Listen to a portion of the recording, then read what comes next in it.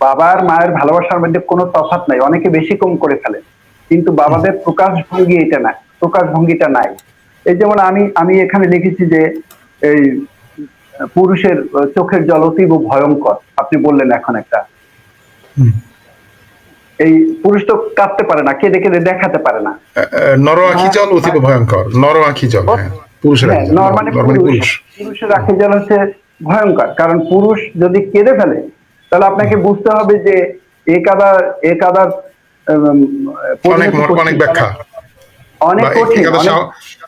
না, এক্ষেত্রে একটু বলি যে শারীরিক কারণে, শারীরবৃত্তীয় কারণে মেয়েদের একটা চোখের নিচে একটা গ্ল্যান্ড আছে, সেখানে পানি ভর্তি থাকে, মেয়েদের দুঃখের প্রকাশটা সহজে আসে। পুরুষের কিন্তু এরকম নাই। কিন্তু তাই বলে কি পুরুষ কষ্ট পায় না? পুরুষও কষ্ট পায়।